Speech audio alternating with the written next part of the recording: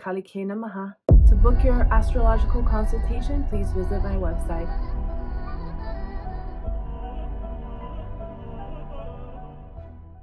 And if you like more exclusive occult videos that I don't post on YouTube, consider subscribing to my Patreon. It also helps to support this channel.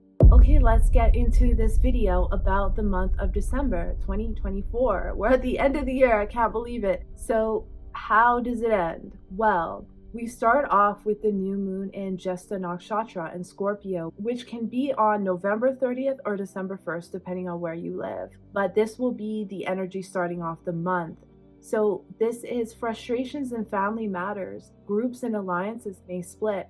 Matters of war and self-defense will be highlighted, as many seek revenge out of jealousy, possessiveness, or obsession. So we have to be careful not to do that. Rebellion against the government will be highlighted as things are leaked out. This is a truth seeker nakshatra where people find information and people get exposed. Now this will be a lot of protests. This is the nakshatra of the staff, which was used for protection against the Brahmastra in the story of the Vedas. So this is showing that weapons may be used and people have to protect themselves. Matters of safety will come up and be of a concern. Matters of trade between countries are of a big concern, which will split alliances up. I made an entire video about this before this one, so you can check it out, where I go way more into depth about this. Also on December 1st, Venus will enter Capricorn, so this will bring more stability in relationships which take priority and long-term commitments. And this can be good in businesses as well. Now, the biggest thing that happens this month is Mars stations retrograde on December 6th until February 23rd. It'll go back into Gemini and then it'll go back into Cancer again. So this is a major thing affecting the world. Now, this is in Pusha Nakshatra to begin with, which translates into prosperous, like the cow, which has the ability to nourish all animals. There can be problems in agriculture with farmers. This is where we lay our head safe at night. For some, safety is compromised due to war, the real estate industry in poor condition. And unfortunately, this is going to happen until next year. Anger among families. Crime and aggression is highlighted. Comforts and luxuries may be compromised. This can affect childcare, restaurants, hotels. It can create religious bigotry and affect politicians where they're acting more aggressive like or being attacked in some way because safety is compromised for people and they are done with it. Now, I'm going to break down a few of the countries. The US, this will conjunct its Rahu in the 8th house, and it's in Rahu Dasha, which is also conjunct Mercury by sign.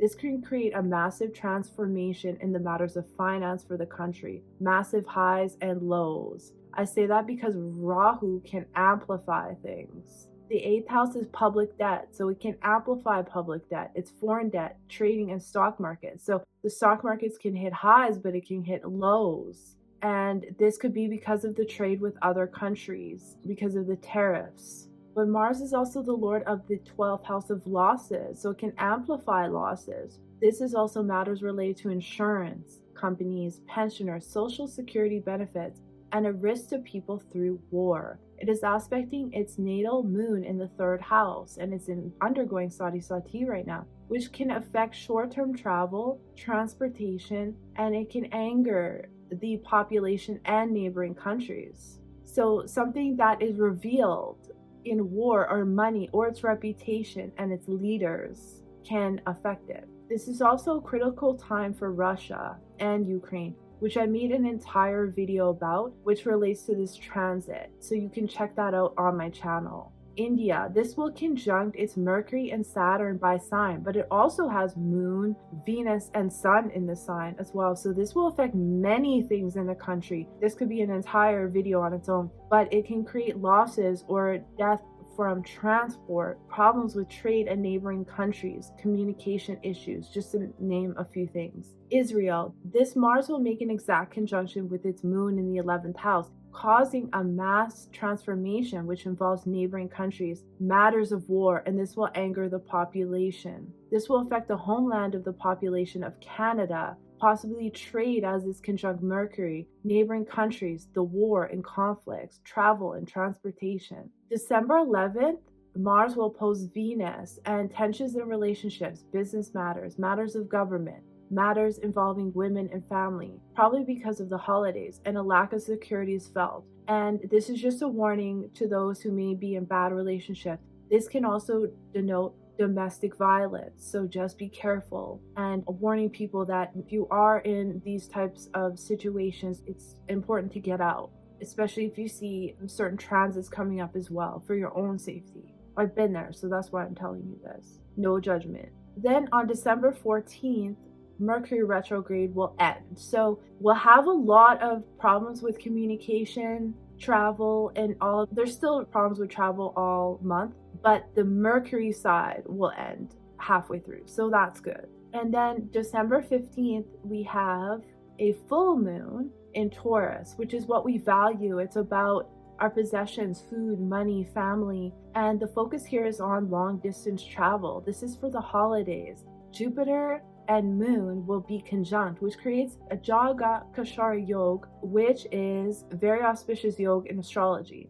It can bring spiritual growth, optimism, financial success. But on the other side, we have Sun in Jesta Nakshatra at the Gandanta point, which is a point of challenge or crisis. And we have Mercury retrograde in Anuradha Nakshatra, which is aspected by Saturn and Jupiter. This is the fourth house lord at the Gandanta point, which can cause major weather issues and issues for traveling. This is problems in the homeland related to war, international disputes, and disputes with people versus the government, based on knowledge that may be exposed. Crime rates will be increasing. Open warfare, which puts leaders at risk and affects its financial matters of countries, education, children, the entertainment industry, involving leaders, celebrities, and positions of power. The real estate market, problems as seen by Mars in Cancer as well. Homeland and national patriotism are at risk. Opposition parties to the government will be very vocal. There could be problems with agriculture and crops, minerals, lands, public buildings, and housing. Problems with hotels and schools and colleges are possible. Now, December 18th to 19th is when the moon conjuncts Mars, so events of war will be heightened around these days. On December 27th, Saturn goes into Purva Bhadrapada again for the final transformation, which began on April 6th to October 3rd.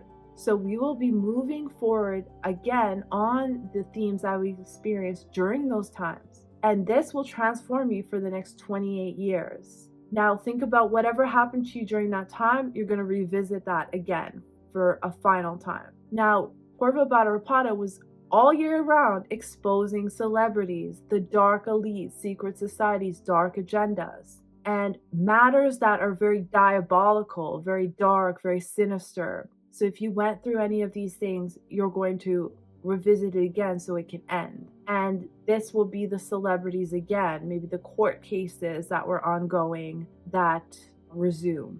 On December 30th, we have Moon in Sagittarius in Purvashada. This is declarations of war, fanning the flames, especially because Jupiter is in the 6th house, which is conflicts over money and family. This can also involve health matters as well, foreign travel, religion, science. This can also be a victory. Now, the government usually uses this nakshatra to announce something, because if you do it on this time, you remain undefeated. So there could be some kind of announcement there in the matters I discussed, and usually not for our benefit, unfortunately, for their benefit. But for you, it's a good time for you, since it's a new moon, to start something new that you want to be victorious in for the next year. This can be in the matters of health, like New Year's resolutions. If you're going to make a resolution, make it on the 30th so that you're successful in it. If you want to lose weight, if you want to get healthier, best time to do it. Now, clearing debt, this is another one too. It's a good time to do that. Children and family, taking up maybe running, reading different languages, curing any health matters. This is a great time. Matters of dharma will have to be addressed. Matters of righteousness, what's right and what's wrong.